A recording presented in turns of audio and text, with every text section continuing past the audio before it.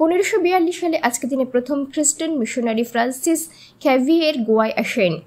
1733 সালে আজকের দিনে প্রথম আন্তর্জাতিক বক্সিং ম্যাচে বব হুইটেকার টিটু দি কার্নিকে হারায়। 1757 সালে আজকের দিনে দীর্ঘ 7 বছর প্রাগ যুদ্ধ শেষে অস্ট্রীয়রা বিজয় লাভ করে।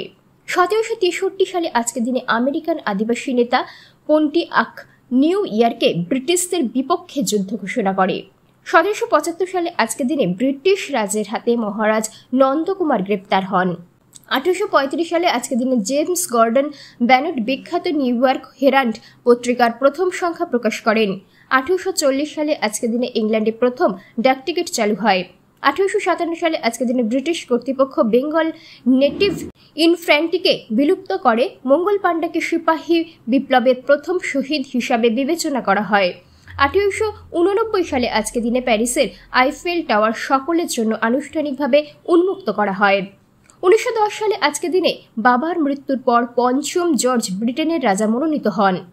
1911 সালে আজকের দিনে পিকাসোর আঁকা $3 কোটি মূল্যমানের ছবি প্রাগ ন্যাশনাল গ্যালারি থেকে চুরি হয়।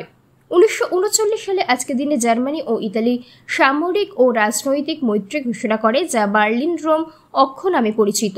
1940 সালে আজকের দিনে উইনস্টন চার্চিল ব্রিটেনের প্রধানমন্ত্রী নির্বাচিত হন। 1945 সালে আজকের দিনে দ্বিতীয় বিশ্বযুদ্ধের পর জার্মানি ফ্রান্সের রাইমে নিঃশর্ত আত্মসমর্পণ করে। 1954 সালে আজকের দিনে রাজার ব্যানিস্টাই প্রথম 4 মিনিটে 1 মাইল দূরত্ব দৌড়ে অতিক্রম করেন। 1965 সালে আজকের দিনে ওয়েস্ট ইন্ডিজের বিপক্ষে অস্ট্রেলিয়ার 2 ওপেনার বিল লরি ও স্পিনসন 382 রান করে। 1975 সালে আজকের দিনে মার্কিন প্রেসিডেন্ট ফোর্ড ভিয়েতনাম যুদ্ধ সমাপ্তি ঘোষণা করেন। 1988 সালে আজকের দিনে গ্রায়াম হিক উরচেস্টারের হয়ে সমারসেটের বিপক্ষে একাই 405 রান করেন।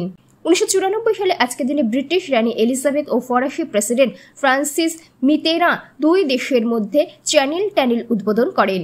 1994 সালে আজকের দিনে চীন জাপান পারমাণবিক নিরাপত্তা চুক্তি স্বাক্ষরিত হয়। 1997 সালে আজকের দিনে প্রয়াত গ্রেট পপ তারকা মাইকেল জ্যাকসন এবং বিখ্যাত ব্যান্ড দল বিগ গিসকে রক অ্যান্ড রোলের হল অফ ফেমে অন্তর্ভুক্ত করা হয়।